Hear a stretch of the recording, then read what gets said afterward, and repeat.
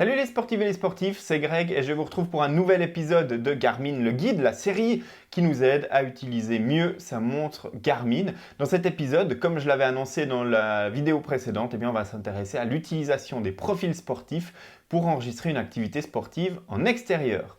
Donc on va sortir et puis on va utiliser la montre. Donc je vais utiliser tous les exemples pour un enregistrement d'une session de course à pied, mais pour n'importe quel profil sportif en extérieur, on va pouvoir se baser sur les mêmes informations. On va découvrir comment démarrer l'enregistrement, comment utiliser sa montre pendant qu'on enregistre une activité sportive et puis comment terminer, mettre en pause, reprendre plus tard ou enregistrer une activité sportive et puis l'enregistrer dans la montre pour qu'on puisse ensuite l'analyser dans Garmin Connect Mobile. Donc sans plus attendre, je vous propose d'aller un petit peu à l'extérieur et puis de découvrir la manipulation de la montre Garmin pour enregistrer une activité sportive.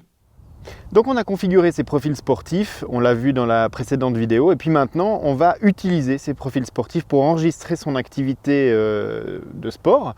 Et la première chose qu'on va voir dans cette vidéo, c'est l'activation des contrôles tactiles sur les montres Garmin qui le supportent pour les activités sportives. Parce que par défaut, Garmin désactive l'écran tactile lorsqu'on est en activité sportive.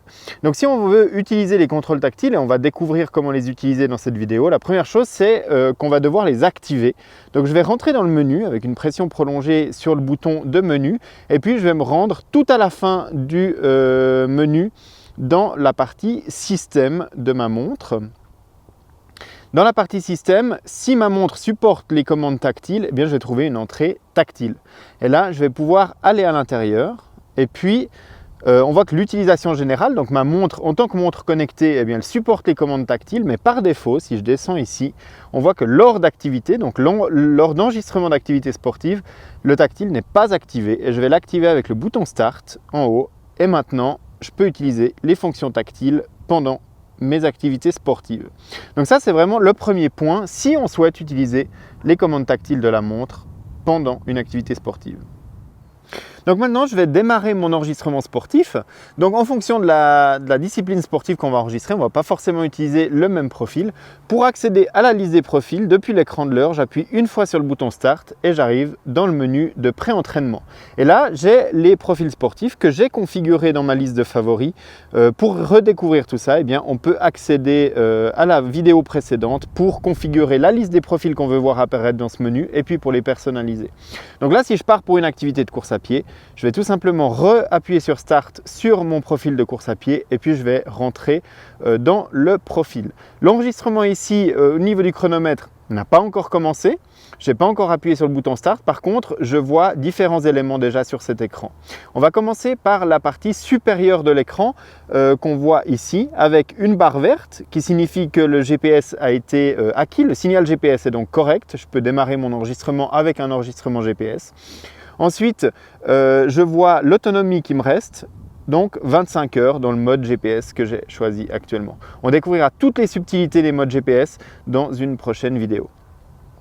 Donc là, je suis prêt à démarrer mon enregistrement. Je peux avoir d'autres icônes qui viennent s'afficher ici si j'ai d'autres capteurs ou d'autres informations qui sont couplées à ma montre. Par exemple, si j'ai un capteur de fréquence cardiaque externe couplé à ma montre, j'aurai un petit symbole de cœur qui va s'afficher. Là, on voit que la fréquence cardiaque, elle est lue par la montre puisque j'ai une donnée de fréquence cardiaque dans le champ qui apparaît ici.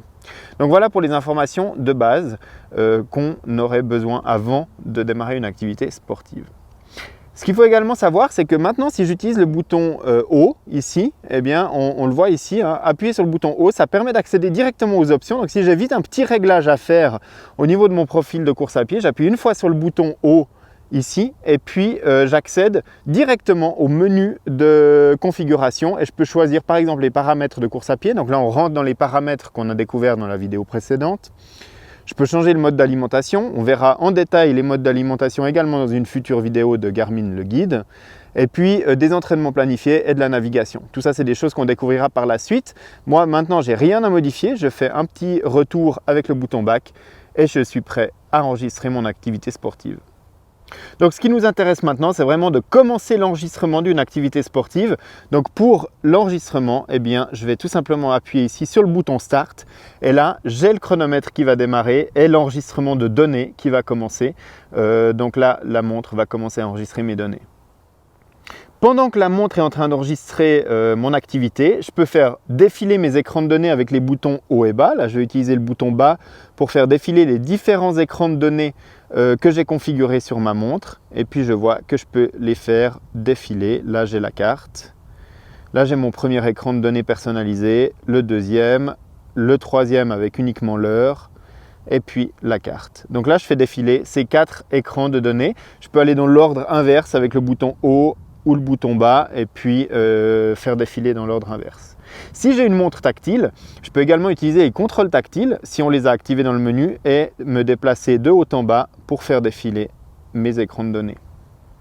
Ce qui est également intéressant de savoir, c'est que pendant que la montre est en train d'enregistrer une activité sportive et sans interrompre cet enregistrement, je peux accéder aux options de mon profil sportif ou au menu de la montre. En gardant appuyé le bouton menu ici, j'accède au menu et aux paramètres et je peux venir à la volée changer des paramètres ici dans mon profil sportif alors qu'il est encore en train d'enregistrer. Donc là, je n'interromps pas l'enregistrement, j'aurai toujours mon activité sportive, mais je peux accéder au menu.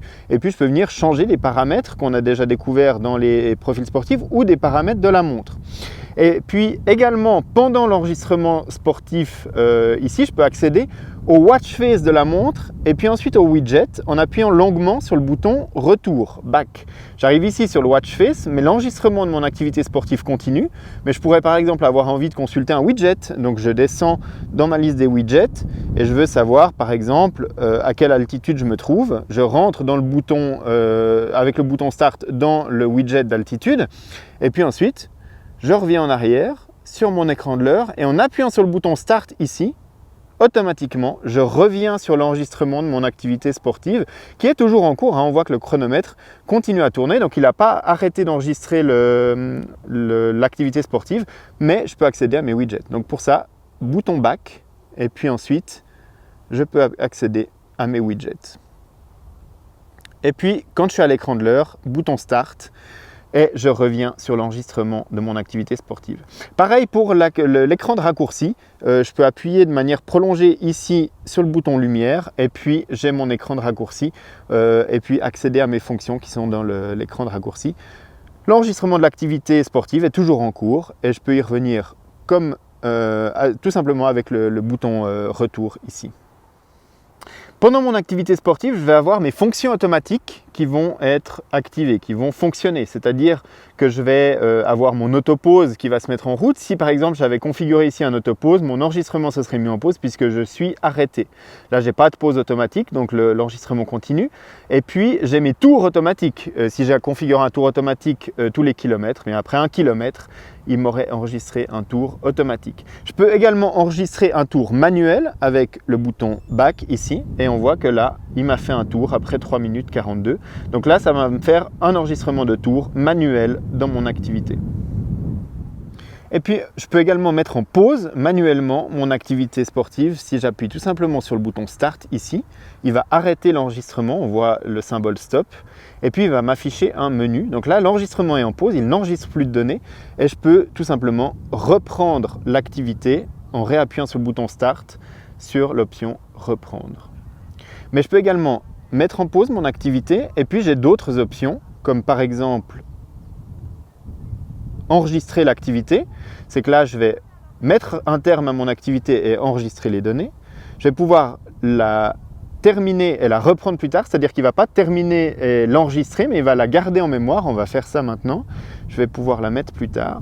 Donc là, j'ai décidé de reprendre mon activité plus tard. Il revient à l'écran de l'heure. Je peux utiliser ma montre tout à fait normalement.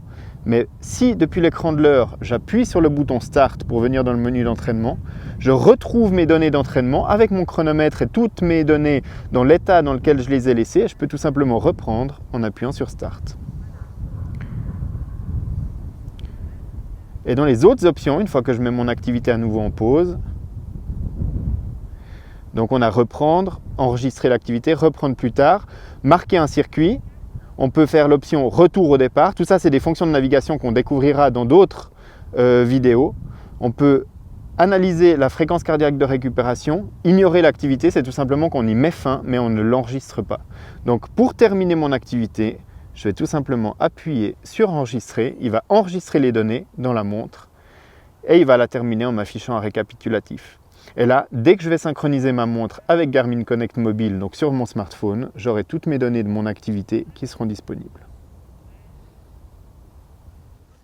Donc voilà pour cette vidéo, j'espère qu'elle vous aura été utile, j'espère qu'elle aura été suffisamment complète pour enregistrer une activité sportive en extérieur sur une montre Garmin. On découvrira plus tard les spécificités des sports en intérieur et notamment le profil de natation en piscine qui est un petit peu particulier et puis éventuellement d'autres profils sportifs un petit peu spécifiques également. Mais dans la grande majorité des cas, tous les sports GPS en extérieur, vous pouvez utiliser ce qui est contenu dans cette vidéo pour enregistrer et gérer votre enregistrement sportif. N'oubliez pas non plus que certaines fonctionnalités ne sont pas disponibles sur toutes les montres Garmin, comme par exemple la fonction reprendre plus tard, elle n'est disponible que sur certaines montres Garmin un peu plus haut de gamme et pas forcément sur les montres d'entrée de gamme. J'espère que cette vidéo vous aura été utile. Si c'est le cas, n'hésitez pas à lui mettre un like, à vous abonner à la chaîne pour ne pas manquer les prochaines et puis à consulter le site nakan.ch pour accéder à l'ensemble des vidéos qui ont été publiées dans cette série Garmin le guide. Moi je vous retrouve la semaine prochaine dans une nouvelle vidéo du guide qui va décrire et analyser de manière complète comment coupler des capteurs à une montre Garmin, comme par exemple un capteur de fréquence cardiaque pour améliorer la mesure de fréquence cardiaque ou d'autres types de capteurs. Comment est-ce qu'on gère tout ça, comment est-ce qu'on les associe et puis comment est-ce qu'on les connecte au moment où on part s'entraîner. Tout ça dans la vidéo de lundi prochain. D'ici là, n'hésitez pas à vous abonner à la chaîne YouTube si ce n'est pas déjà fait et puis à vous rendre sur nakan.ch pour rester informé de tout ce qui se passe dans l'actualité du sport connecté. Voilà, à bientôt!